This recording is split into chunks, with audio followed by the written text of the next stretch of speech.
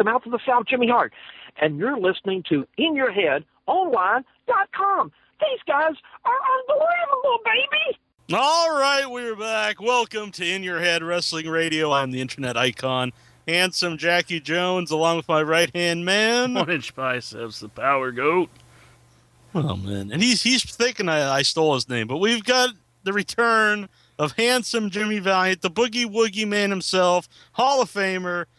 He's the man. Welcome back to In Your Head. Yes, sir. Hey, man. Hey, I will tell you something. First of all, handsome Jack and 1-inch biceps, man. You know I'm a big fan of your shows. Hey, guys, you're doing great, man. Keep up the good work, brother, man. I'm a big fan of you guys. Excellent. Appreciate it. Yeah, we're a big fan of Jimmy Valiant, of course. I stole the man's name. I actually think Intra stole it for me. But you've got a couple documentaries out there, and we'll talk about both of them. But Memphis Heat, which you can get at memphis-heat.com. And unlike some wrestling documentaries that came out like over the last few years, it's like really positive, and it's like I've been calling it like a celebration of Memphis wrestling. And have you seen the finished project? And what did you think of it? Yes, I have, brother. You know, hey, Jack, the producer, Billy Worley, he sent me a copy, man, and I'm telling you, hey, I was blown away, and yes, hey, people get it, man, because if you are interested in Memphis wrestling, man, I'm talking about Jerry the King Lawler, Jimmy Hart, Jackie Fargo, Rocky Johnson, superstar Bill Dundee, yours truly, handsome Jimmy, man, and Jerry Jarrett, Billy Wicks, Lynn Rossi, Sputnik Monroe, hey, they were all on it, brother, and hey, they shot from the heart, man, and it showed the whole history, of Memphis wrestling and Memphis Heat, man. Hey, I give it 5 suplex, man. Excellent. Now, just the name of the Memphis Heat, could you explain to someone who's never actually been in the ring what it's like to be out there and have, the crowd either loving you or hating you, just all the noise from the crowd? You bet. Jack, hey, I started wrestling in 1964, man, and I wrestled last Saturday, so this is 47 years I've been in lacing them boots up, and so brother, it didn't matter to me, as far as the bad guy or the good guy, hey, you get out there, and I just wanted to entertain the crowd, man, and professional wrestling is so good to me. It raised my families, man, and now I just want to be a goodwill ambassador for that, for our profession. And of course, I started my wrestling camp out here in Charlottesville, Virginia. Check out jimmyvaliant.weebly.com, guys. And hey, I want to invite you, 1-inch biceps, and you, handsome Jack, to any Sunday, and everybody listening to your great program, in your head. Hey, if you come to Virginia on a Sunday, please stop by Charlottesville, Virginia, 12 noon to 4 o'clock. Be my guest. Watch the kids, train. And I got a Hall of Fame museum here. And the good part about this, Jack, is that, man, that is all free. There's no charge. You can't buy a ticket here. Man, you just come in and enjoy the Hall of Fame museum. Meet my lovely wife, Angel, and myself, and all the kids here. And brother, just spend the day with me. 52 Sundays a year from 12 noon to 4 o'clock.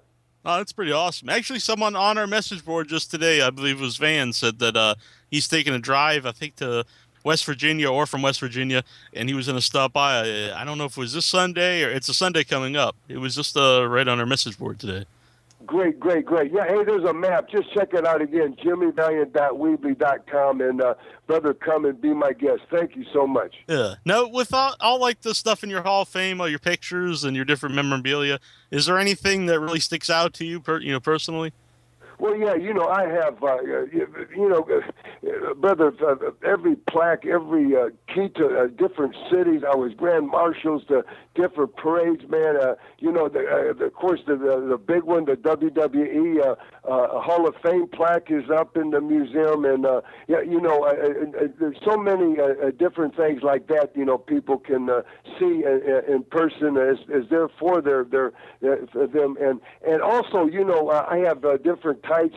I got Bobo Brazil's, green tights, trunks under glass. I got many different things. I got thousands and thousands of pictures on the walls, and I got the boogie wagon out there. I got my trike out there, man. I got in the museum, the auto museum, and I got doom buggies. I got, it's just something that you got to see, man. If you're a wrestling fan, man, you can't miss this one. And they come from, hey, I'm telling you, all over the world, man. I've had people from England to Japan. This is our 20th year, and so hey, come, brother, and it's something that hey, you'll never forget.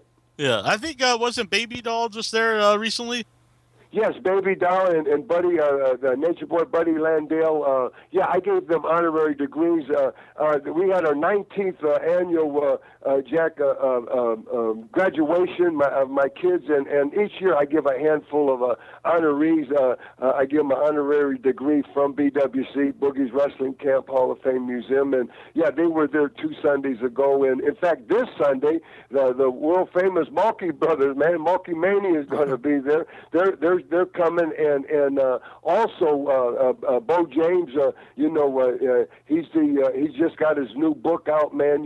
So him and his lovely wife, Misty, they're coming and they're signing the book. So there's something happening every Sunday, man, for people to enjoy. And hey, of course, it's something that this is how we give back, to the wrestling fans. So I just want to invite you all out. Excellent. Speaking of Malkamania, just a few years ago, we were at Fan Fest, and they made a surprise run-in during one of the matches. I think they ran in and they pinned poor George South again. Yeah, the number one George South, man. Yeah, these kids, man, I just love them, man. And you never know who shows up at Boogie's Wrestling Camp, man. Hey, Ivan Koloff, Ricky Morton. I mean, you just don't know who's going to come through that door. Last a couple summers ago, man. The Barbarian just showed up, and so hey, it's just fabulous, to have this, because they know we're here only 4 hours a week, 52 Sundays a year, but we know the doors are always open. Angel and myself, we live on the compound, got a 2-acre compound, and the rest of the week, man, the gates are closed, but from 12 noon to 4 o'clock, this thing is jumping, man. It's balling, squalling, climb the wall, old time Jubilee, baby, so it's going on, and hey, I got my book, of course. You can always get my book here when you come. I'll personally autograph it. It's called Missy Daddy, Welcome My World, the Jimmy Valiant Story. 566 pages, man. It weighs 3 pounds. I tell people, Jack, to get 2 copies, brother, man. Put them in one in each hand and work out with them, man. It weighs 3 pounds each, hardback. So, you can come and get it. Yeah, that would help 1-inch biceps, I think. I could use a little bit. Man, when he got done reading my book, hey, 1 inch, you may have a 1.5-inch bicep, brother. Sounds good to me.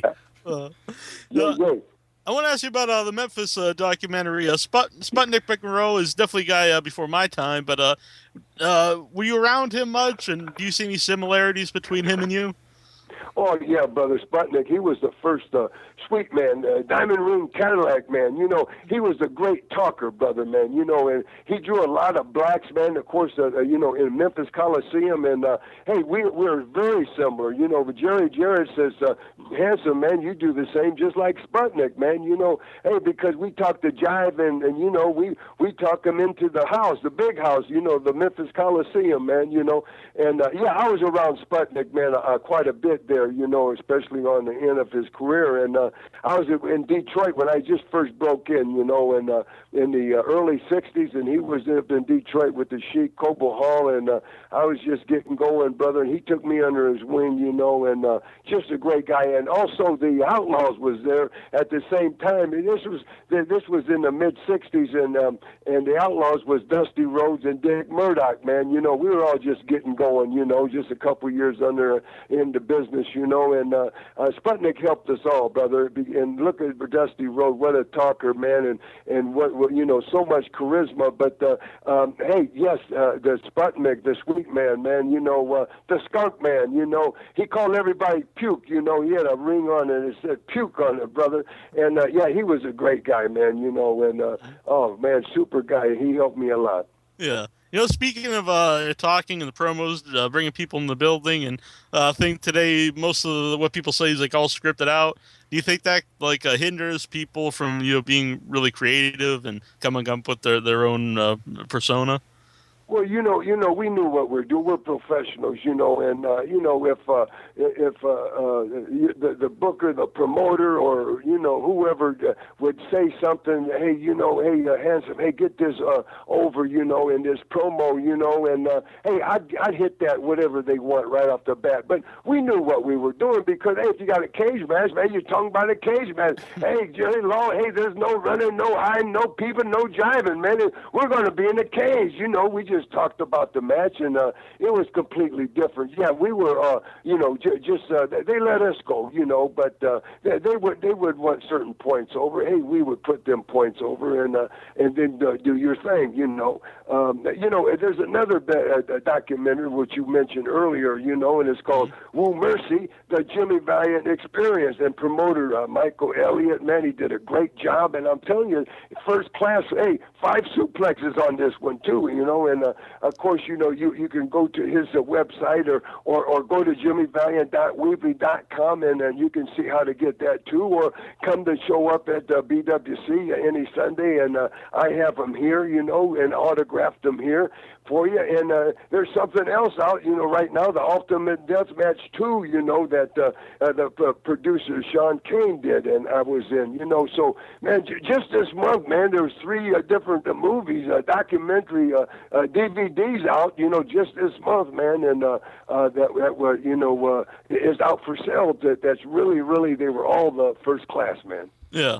Michael's actually in the chat room right now, and the website's outloadproductions.weebly.com, and we'll have the links right on the website so everybody can click on them. Great, yes. Hey, Michael, hi, brother. God bless. I know they're cooking, man. They're selling like hotcakes over here at BWC. Only place you can get them is through Michael, and thanks for giving his email and how to order one through him, or come to BWC any Sunday, or catch me, because I'm out there doing something every Saturday, somewhere wrestling or refereeing or just I'll be their commissioner. I'll do something every Saturday. I'm somewhere. So that's the only way you can get the Jimmy Valiant experience. And I take my hat off to Michael, man. Hey, he spent 2 years of his life, and man, he put a lot of money into this project, brother. And it's just phenomenal. This just blew Angel myself away. And it's really first class. 5 suplex I give, man, and hey, pick you up a copy, man, because this guy really went around from coast to coast, interviewing, some of the biggest stars in our business, from Jimmy Cornette, to Bill Apter to rock and roll Ricky Morton, man. I mean, it's just a great piece of work. Yeah, George South's on that too, and George South, number 1. Yes, I love George so much. Yes. Oh, and they all did such a great deal on this for this film, man. And hey, it's history, man. Right now, I'm telling you, it follows the book, man. It takes me from my birth, all the way up to BWC, what we're doing now, So it's the best. It's the best, far as myself, and I've had, quite a few different things of me, out there, but this one is totally, the Jimmy Valiant experience. And Michael, man, you did a great job, son. Cool. Inchman, did you have a question? Yeah, I had a question from Luddite Supreme off the message board. He wants to know some of your thoughts on your long-running feud with Paul Jones. Yeah, Paul Jones, he had an Army brother back in the 80s in the Crockett Corporation, and it was probably one of the longest running feuds, in the history, went over 5 years, but, I mean, I'm talking about wrestling his Army or him, 7 days a week for 5 years straight, he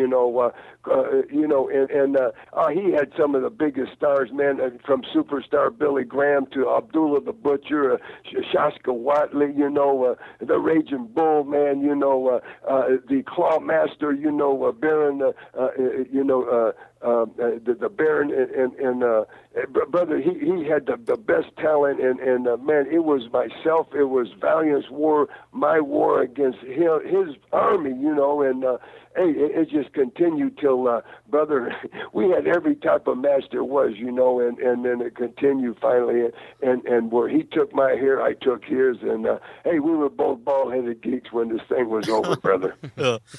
Now, you said, that feud went on for, I remember watching, went on for years, and some of the feuds in Memphis were going for so long. How was it hard to keep something like that fresh and like people interested in it?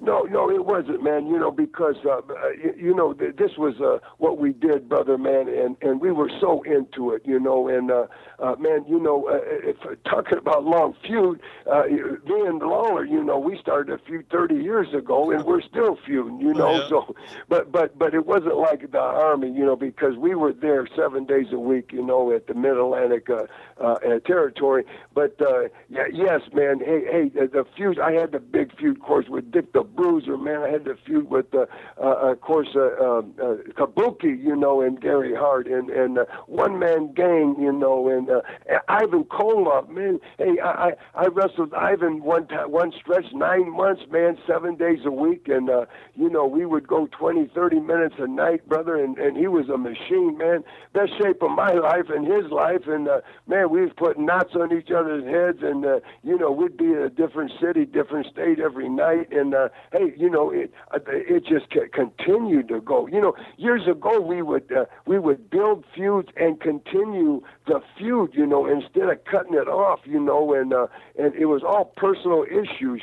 Me and Johnny, my brother, Luscious Johnny, we held the WWF Tag Team Champions title belts in 1963 and 4 for over a year, and at that time that was the longest ever, but now, man, they changed belts and things like they changed their socks, but no, we let them feuds, run out, man. I mean, just continue just feeding it, and like throwing gasoline every week, on that TV, we'd throw gasoline on that fire, man, and just get it hotter and hotter, and hey, that's what it's at, man. Yeah. How long would it take you to grow the beard out?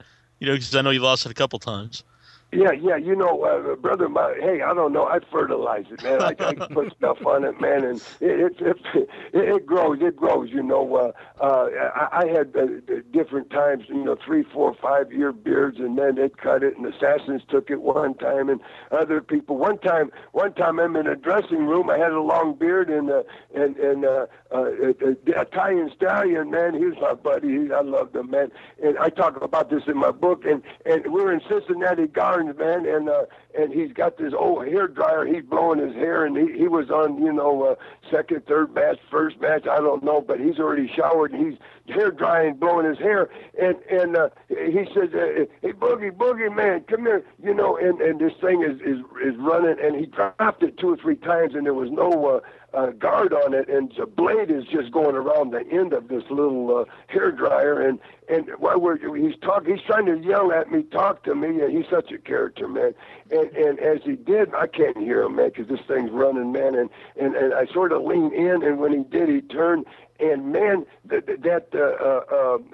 hair dryer was no guard on it. The blade caught my beard and sucked that beard up in the hair dryer. And all of a sudden, man, his eyes got real big, and he freaked out. He said, "Oh God, oh my!" And it's just humming, and it starts smoking, man. And I jerked the thing out of the wall, the plug in, and it's just hanging on my beard, And he said, "Oh man, I'm in big trouble now. That's my gimmick, my beard."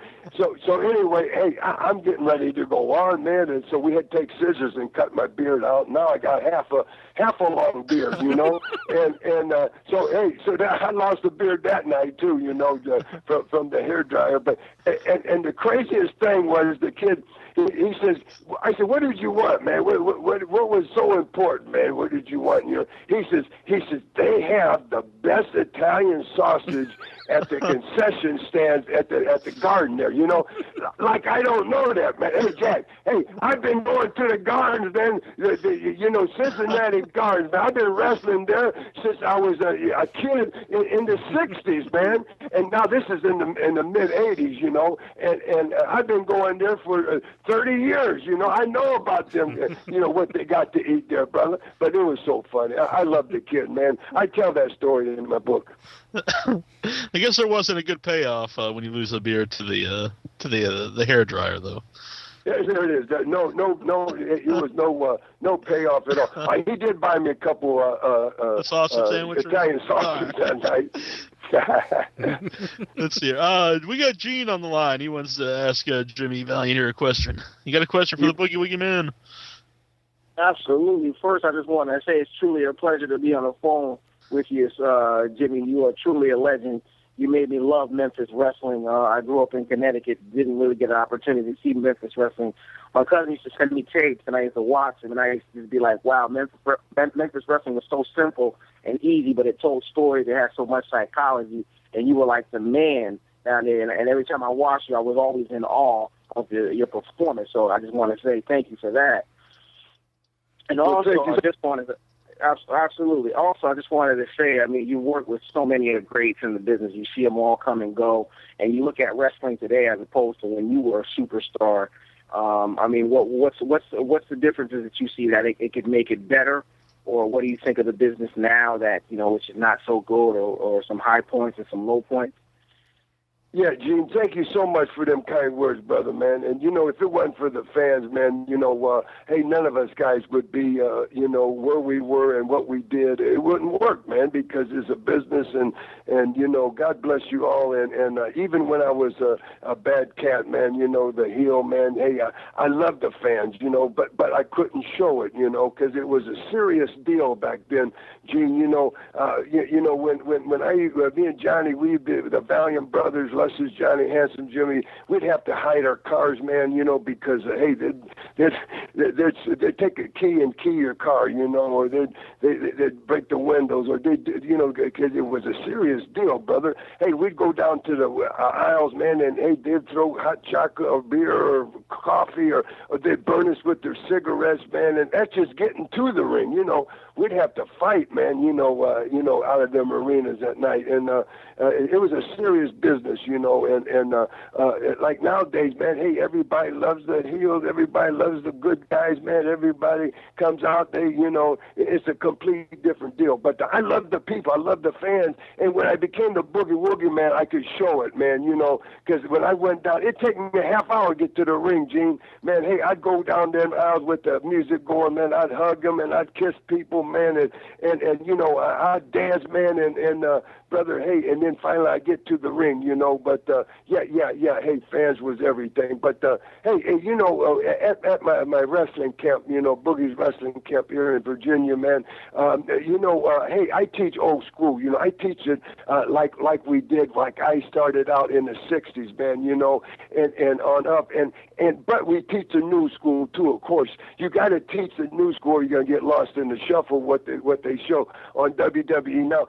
But, if you don't teach the old school, it's going to be a lost art, So I teach both here, man, and all my kids can go both ways, And that's a great thing because if you don't, brother, if something like, if your mother, man, she showed your sister how to make them cornbread and biscuits, well, hey, if she don't show her daughter how to do that, that one recipe is going to be lost forever, man, and you got to continue, our profession. You got to go both ways, baby.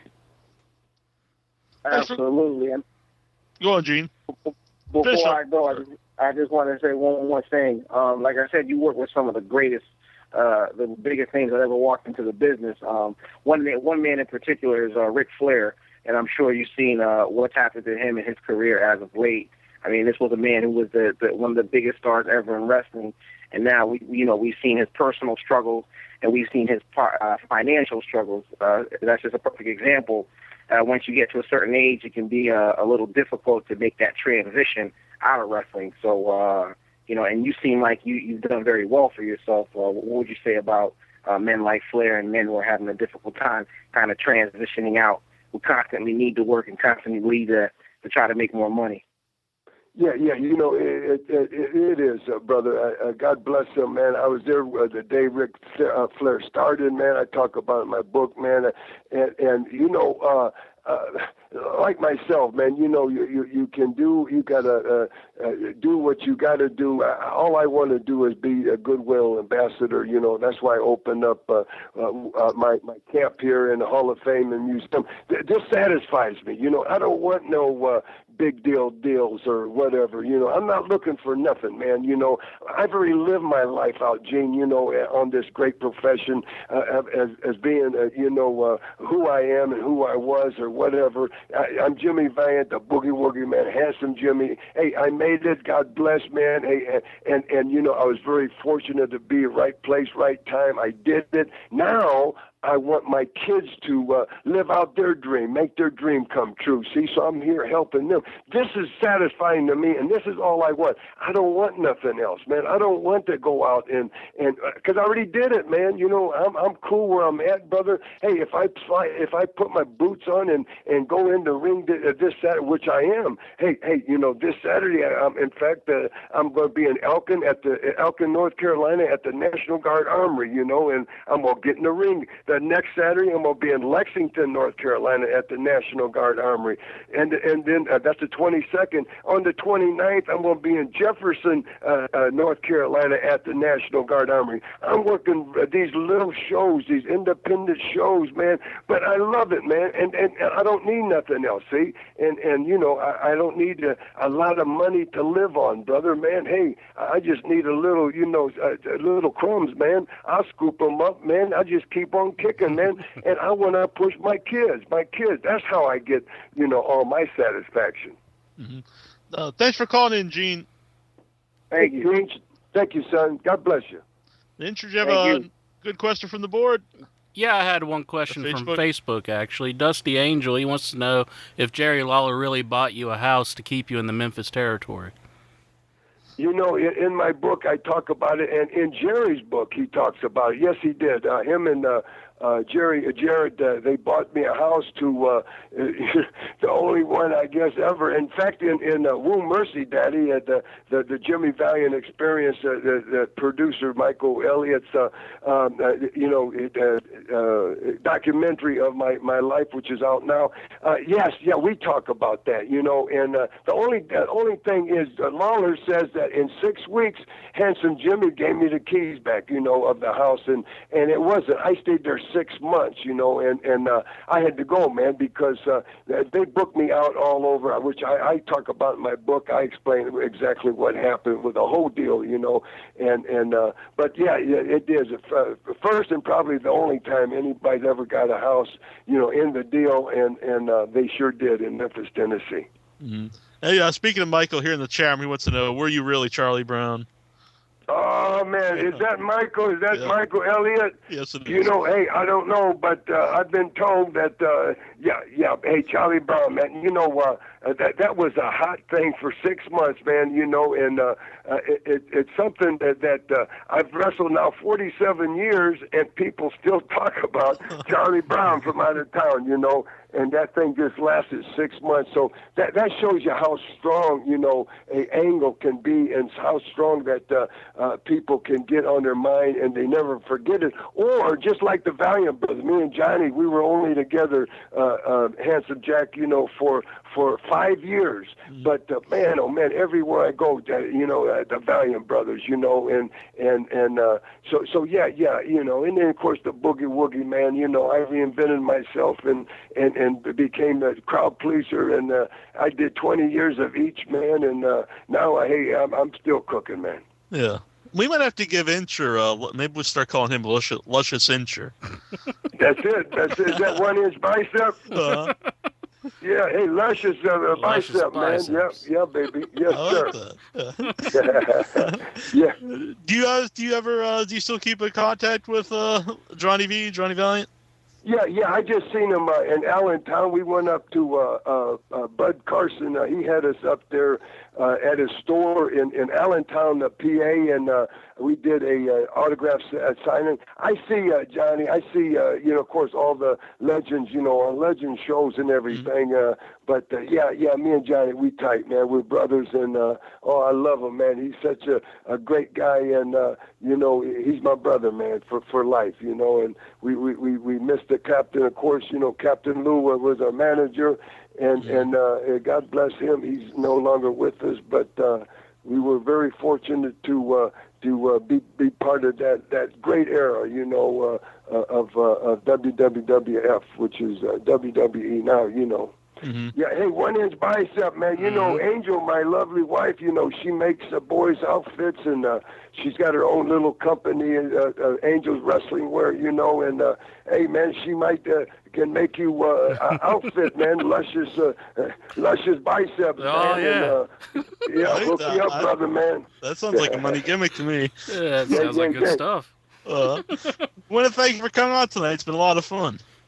God bless you. Thank you so much, guys. Hey, again, man, in your head, man. Hey, luscious 1 inch bicep, man, and handsome Jack, man. Woo, mercy. Boogie Woogie, man, feel good. I'll tell my people, all my brothers and sisters, don't you dare miss in your head every week, baby. God bless you all. Hey, get them DVDs, man. Woo, mercy, the Jimmy Valiant Experience, the Memphis Heat, and Ultimate Deathmatch. And check out jimmyvaliant.weebly.com. Woo, mercy. Love you guys. Hey, see you soon, man. God bless. Bye-bye. Excellent. Thanks, man. That was great. This is the Honky Tonk Man, the greatest Intercontinental Champion of all time, saying tune in to In Your Head Online. Check it out. Great website. Great stuff on there.